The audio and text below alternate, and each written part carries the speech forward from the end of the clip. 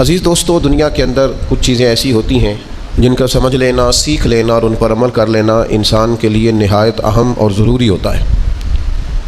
میں اور آپ جس معاشرے میں وقت گزارتے ہیں، یہاں ہمیں انتہا پسند، شدت پسند، انا پسند، خود پسند لوگ بہت زیادہ ملتے ہیں، لیکن بدقسمتی یہ ہے کہ حقیقت پسند لوگ بڑے کم ملتے ہیں۔ خوابوں کی دنیا میں زندہ رہنا، خوش فہمیوں میں جینا، اپنی صبحیں اور شامیں کچھ خاص تخمینوں کے تحت گزار کر زندگی گزار دینا، یہ حقیقت پسندی سے دور رہنے والے لوگوں کا طریقہ ہے۔ دین اسلام ہمیں حقیقت پسندی سکھاتا ہے، شعوری زندگی عطا کرتا ہے۔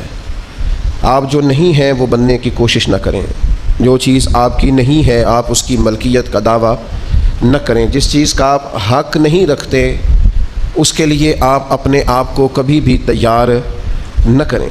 حقیقت پسند بننا، حقیقت پسند رہنا، حقیقت پسندی کی زندگی گزارنا، یہ کسی بھی شخص کو معاملہ فہم بھی کرتا ہے، مدبر بھی کرتا ہے اور اس کے لیے جینا آسان بھی کرتا ہے۔ میں دیکھتا ہوں بہت بڑی تعداد ہمارے معاشرے میں ان لوگوں کی ہے جنہوں نے خود سے کچھ چیزیں فرض کر لیں اور خود سے ہی کچھ چیزوں کو فرض کر کر انہوں نے اس کو حقیقت کا روپ دے کر اپنی زندگی میں طاری کر لیا ہے۔ میں نیک ہوں، اس بات کو بھی خود ہی لوگ طے کر لیتے ہیں۔ میں پڑھا لکھا، سمجھدار اور معاملہ فہم ہوں، اس کو بھی خود ہی طے کر لیتے ہیں۔ تمام لوگوں کو مجھ سے مشورہ کر کے چلنا چاہیے، یہ بھی لوگ خود ہی طے کر لیتے ہیں۔ حقیقت پسند نہیں ہوتے، اس کا نتیجہ یہ نکلتا ہے کہ تربیت رک جاتی ہے، انسان جو سیکھ رہا ہوتا ہے اس سے پیچھے ہٹ جاتا ہے۔ تو زندگی میں حقیقتوں کا سامنا کرنا سیکھیں، ریالٹیز کیا ہیں، حقیقتیں کیا ہیں، گراؤنڈ ریالٹی کیا ہے، اس کو اپنے اوپر نافذ کریں۔ آپ جو ہیں وہیں تک رہیں، آپ کے پاس جو ہے اس کے مطابق اپنے پیر پھیلائیں، آپ کا جتنا دائرہ کار ہے آپ اس کے مطابق اپنی زندگی کے معاملات کو طے کریں۔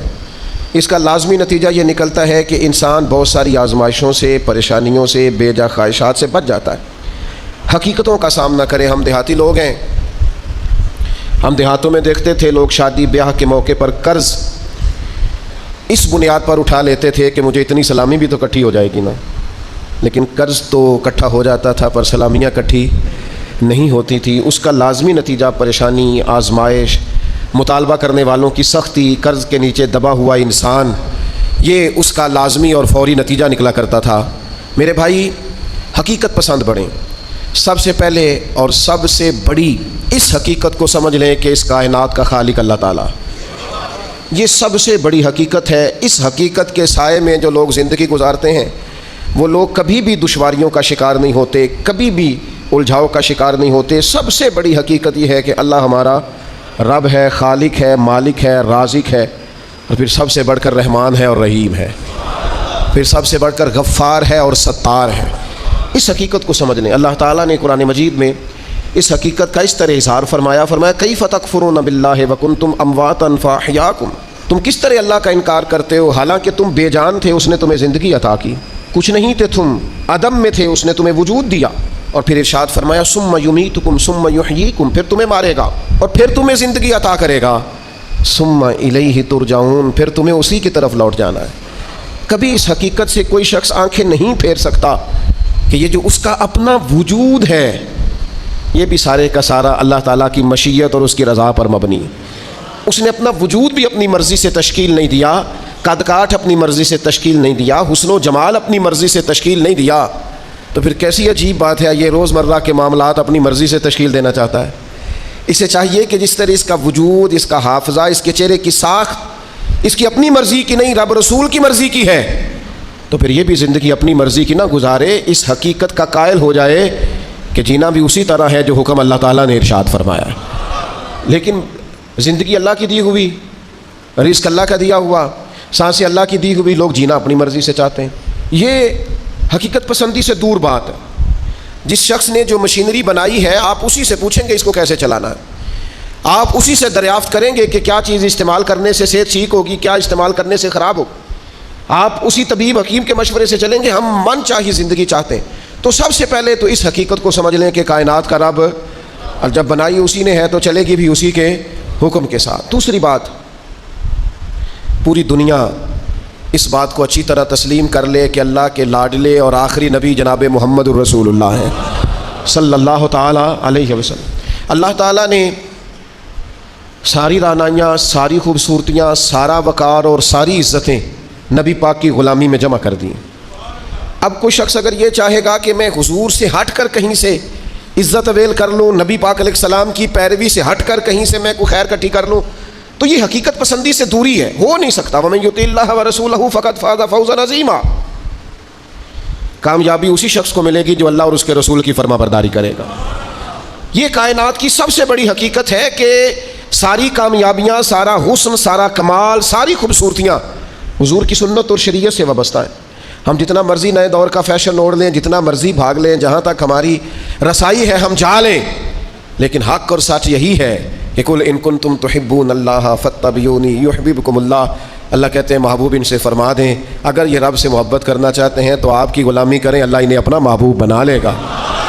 سب سے بڑی حقیقت یہ ہے۔ دوسری بات جو بڑی سمجھنے والی ہے اور غور کرنے والی ہے اسی سے وابستہ، کہ یہ بھی کائنات کی سب سے بڑی حقیقت ہے کہ نبی کریم اللہ کے آخری نبی ہیں۔ ما کان محمد ابا احد من رجالکم ولکن رسول اللہ وخاتم النبیین۔ محمد صلی اللہ تعالی علیہ وسلم مردوں میں سے کسی کے باپ نہیں ہیں، لیکن اللہ کے رسول ہیں اور نبیوں میں سب سے آخری ہیں۔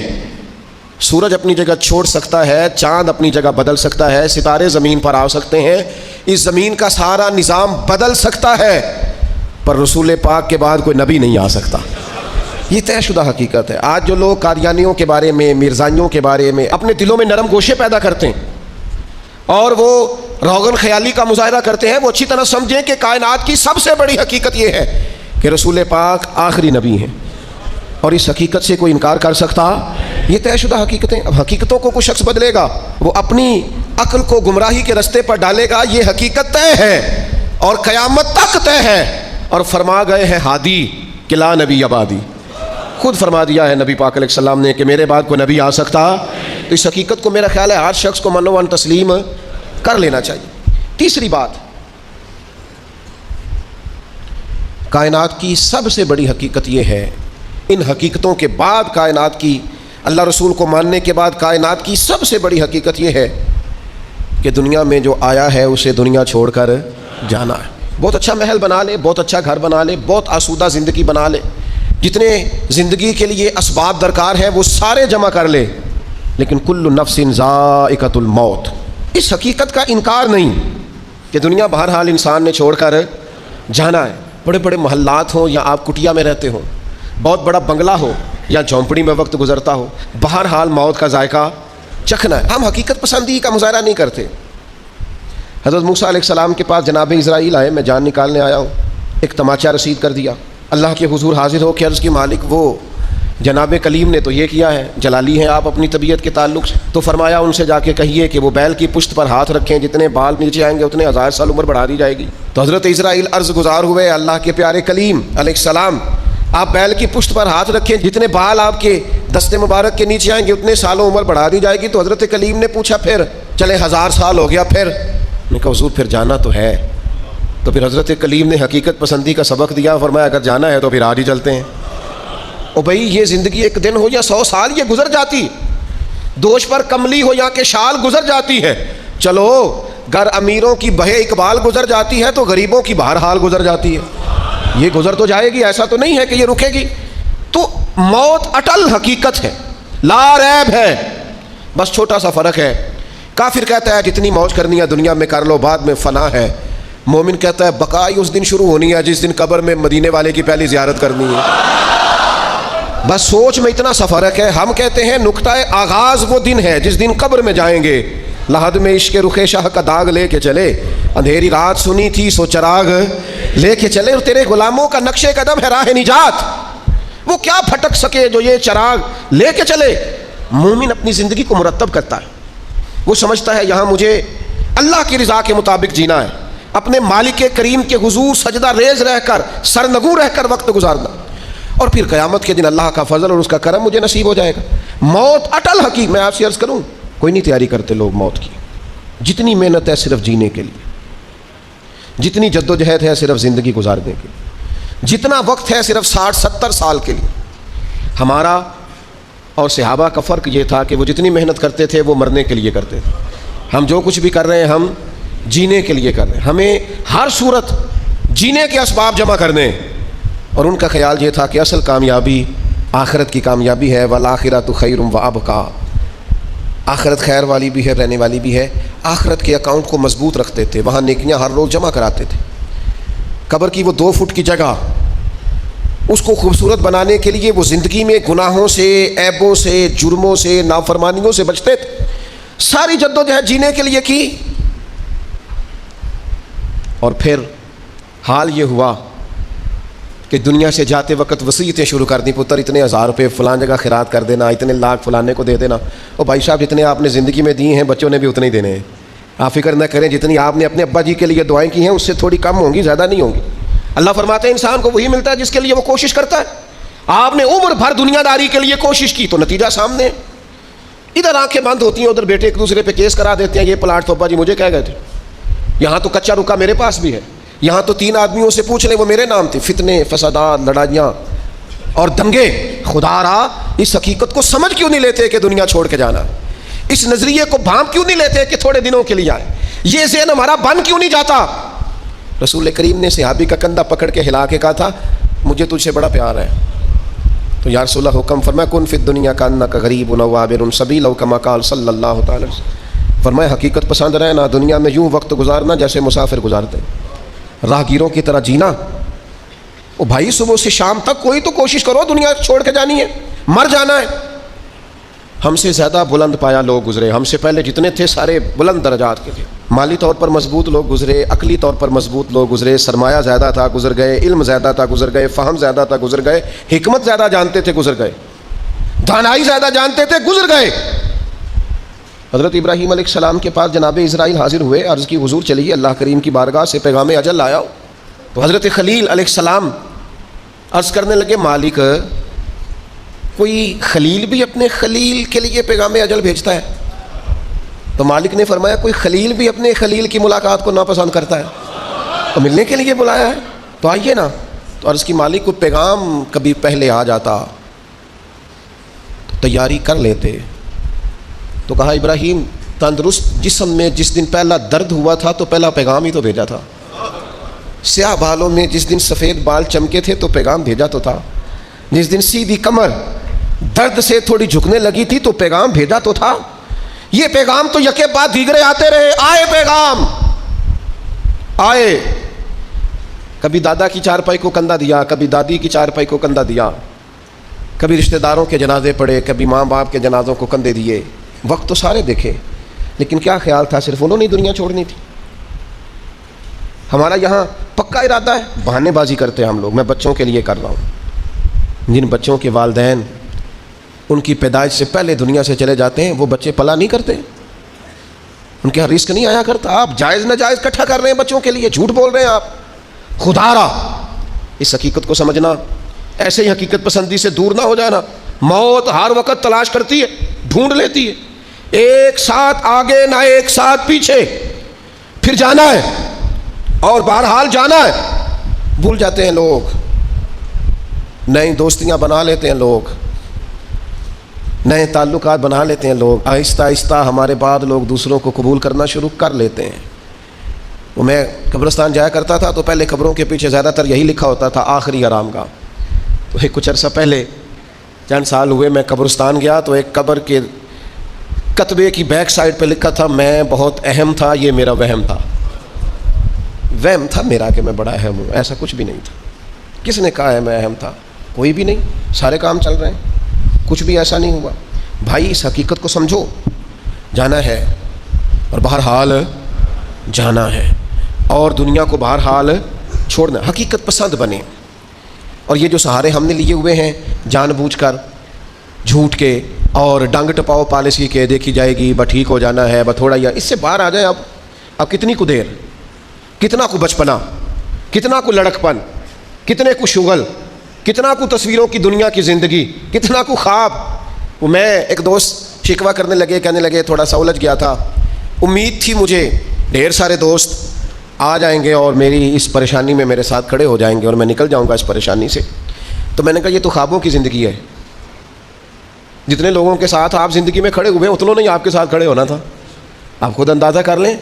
ہمیں بہت ساری چیزیں یاد آتی ہیں جب ہمیں کوئی کام بتاتا ہے تو سیم صورتحال دنیا کی ہے.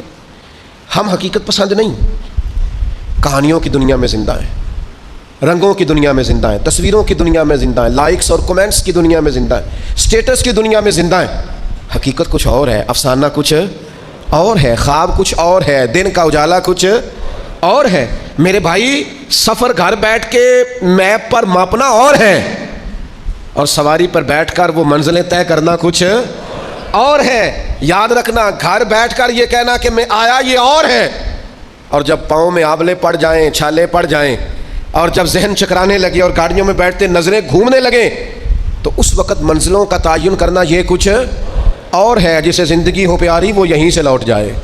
اپنی زندگی میں حقیقت پسند بنے.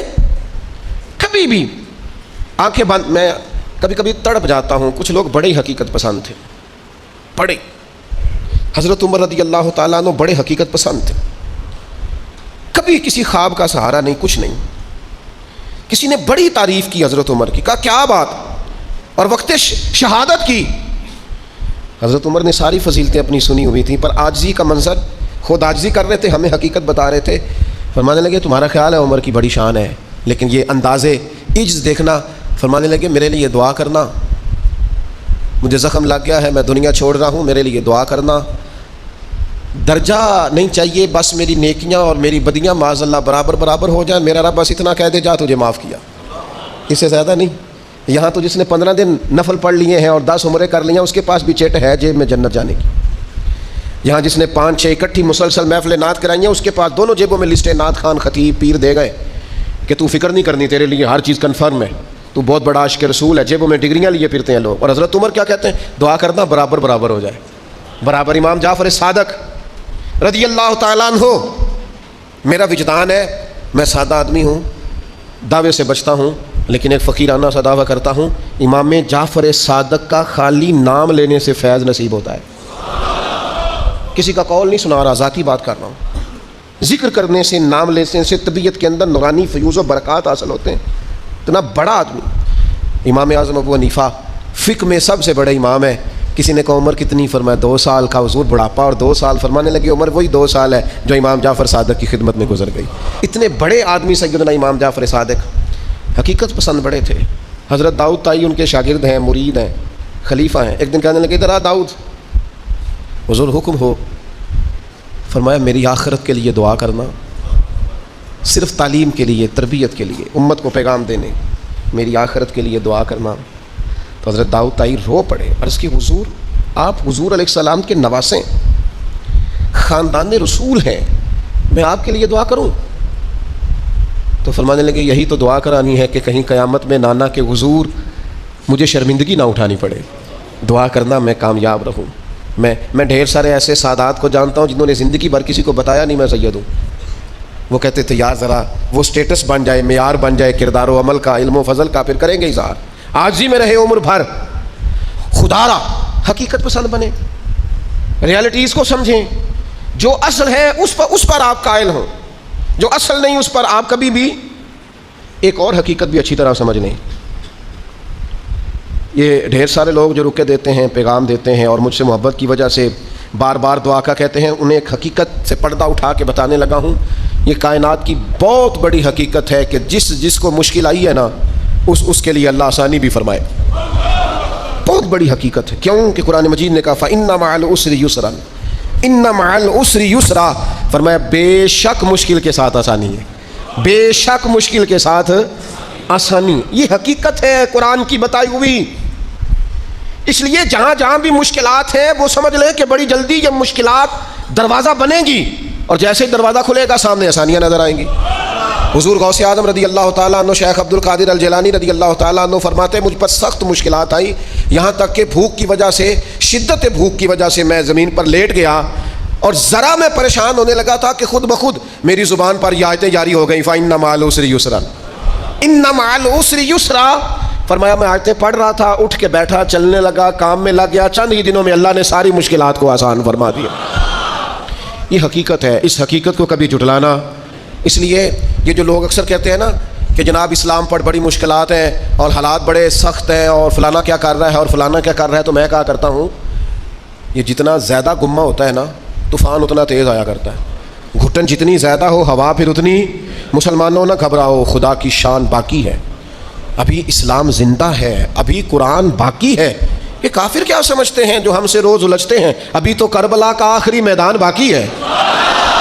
ایسا تو کچھ نہیں ہے کہ حالات بالکل ٹھیک نہیں ہوں گے. یہ جتنی مشکلات ہیں یہ اپنے پہلو میں آسانیاں لے کے آیا کرتی. میں کسی زمانے میں بڑی سخت تکلیف کا شکار تھا تو میری والدہ بڑے دبے لفظوں میں کبھی کبھی ماتھا چوم کہتی، پتر اللہ نے اتنا دینا ہے سانبے ہی نہیں جانا. تو وہ چلے سادے لوگوں کا جملہ ہے اور اس جملے کے اندر ابھی بھی اتنے معاملات ہیں یہ کنٹرول کے انتظامات کے، میں واقعی نہیں سنبھال سکتا. وہ کئی سارے لوگ ملیں تو تب سنبھالے جاتے ہیں. بھائی ہر مشکل اپنے دامن میں آسانی رکھتی ہے. ڈسٹرب نہ ہو، مینٹلی طور پر پریشان نہ ہو. جیسے ہی مشکل آئے قرآن کا یہ فیصلہ ہے کہ وہ اپنے ساتھ آسانی لے کے آئے گی. اور ایک اور حقیقت بھی اچھی طرح سمجھ لیں، رزق بندے کو تلاش کرتا ہے. آپ کو گھر سے نکلنا ہے، کوشش کرنی ہے، محنت کرنی ہے، لیکن جو جائز نہیں اس کی طرف ہاتھ نہیں بڑھانا. اس لیے کہ جو آپ کا ہے وہ تو آپ کو ڈھونڈ رہا ہے. بس آپ نے کوئی کاروبار شروع کیا نہیں، تھوڑی سی محنت کی نہیں، تو وہ جو آپ کا رزق ہے نا وہ آپ کو تلاش کر رہا ہے، وہ ڈھونڈ رہا ہے، وہ آپ تک پہنچ جائے گا. یہ اتنی بڑی، بہت سارے دوست آ کے کہتے ہیں مجھے کسی نے کہا تجھے بندش کر دیا. تو پہلے بھی کہہ چکا ہوں یہ ہو سکتا صحیح ہے اللہ نے بھیجا تھا آپ کی طرف اور رستے میں کسی بندے نے روک دیا. یہ کیسے ہو سکتا ہے؟ اپنی کمزور بات کیسے کر سکتا؟ اللہ نے بھیجا تھا اور بندے نے بندش کرا دی، یہ کیسے ہو سکتا ہے؟ کوئی بات کو سمجھیں، بھیجنے والا مالک ہے. سنیں رسول اللہ صلی اللہ علیہ وسلم کا اتنا قیمتی فرمان. غربت کے ہاتھوں پریشان ہونے والے اور یہ کہنے والے کہ کئی کاروبار شروع کیے ہیں میرا چلتا نہیں، جو قدم آگے رکھتا ہوں پیچھے جاتا ہے، وہ یہ اس حدیث کو ذرا سنیں اور اپنے ذہن سے ان ساری آزمائشوں کو نکالیں. اللہ کے پیارے رسول علیہ السلام نے فرمایا رزق بندے کو اسی طرح تلاش کرتا ہے جیسے موت بندے کو تلاش کرتی ہے. یہ جہاں بھی ہو، جس مقام پہ بھی ہو، جب وقت آتا ہے تو موت پہنچ جاتی ہے نا. تو جب خدا کا ارادہ کرم ہوتا ہے تو رزق بھی پہنچ جاتا ہے. آپ محنت جاری رکھیں، کاروبار کرتے رہیں، جد و جہد کرتے رہیں، جو آپ کا ہے وہ آپ تک پہنچ جائے. اپنی زندگی میں حقیقت پسند بنیں. یہ ایسے ہی دوسروں کے پیسوں پر موج کرنے کا ارادہ ترک کر دیں، کسی اور کے گھر جا کے پیٹ بھرنے کا خیال اپنے دل سے نکال دیں. حقیقت پسند بنے، جو آپ کا ہے وہ انشاءاللہ. حضرت مولا علی شیر خدا رضی اللہ تعالیٰ عنہ نے نا ایک انار اللہ کے بارگاہ میں کسی غریب کو دیا انار. تو آپ فرماتے تھے مجھے اس کے بدلے 10 آئیں گے، چونکہ قرآن کہتا ہے 1 کے بدلے 10. تو دروازے پہ ایک شخص آئے دینے کے لیے، وہ دیا آپ نے. تو ایک شخص صاحب انار لے کے آئے تو انہوں نے مولا علی شیر خدا کو 10 دیے. آپ فرمانے لگے یہ نہیں ہمارے. کہنے لگا آپ کے ہیں؟ فرمایا ہمارے نہیں. کہا آپ کے ہیں؟ یہ ذرا یقین کا حسن دیکھیے. فرمایا ہمارے نہیں. کہا جناب آپ کے ہی ہیں؟ فرمایا نہیں ہمارے تو آنے تھے 11، چونکہ 1 کے بدلے میں اللہ نے 10 دینے تھے. 1 ہمارے والا اور 10 اللہ کی طرف سے انعام آنے والا.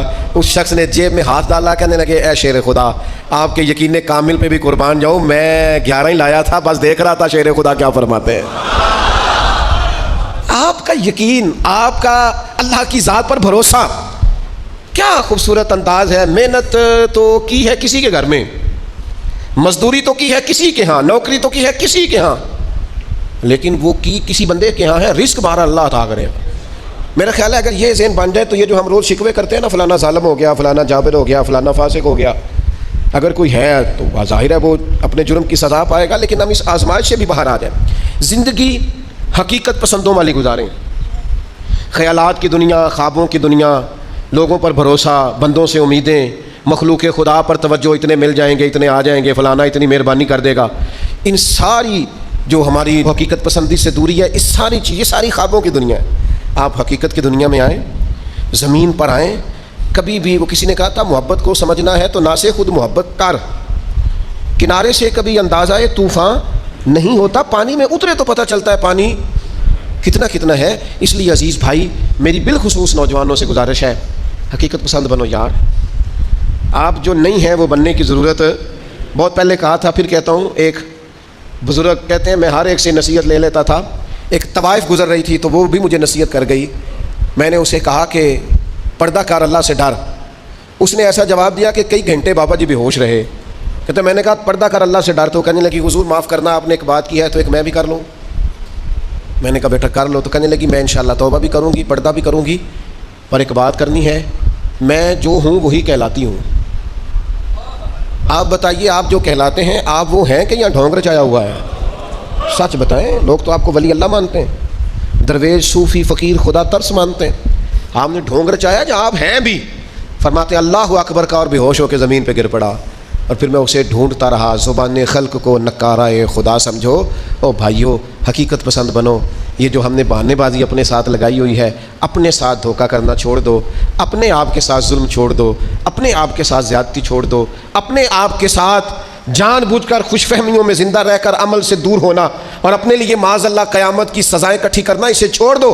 حقیقت حال پر میں, اللہ مجھے معاف کرے, خدا نہ کرے میرے منہ سے کوئی ایسی بات نکلے. یہاں لوگ بچے داخل کرانے آتے ہیں, کہتے ہیں کہ بچہ داخل کر لیں, حفظ کرا دیں, ہماری بخشش کا ذریعہ بن جائے گا. تو میں کہتا ہوں آپ کی ابھی 45 سال عمر ہے, آپ اپنی بخشش کے لیے خود تیاری کیوں نہیں کرتے؟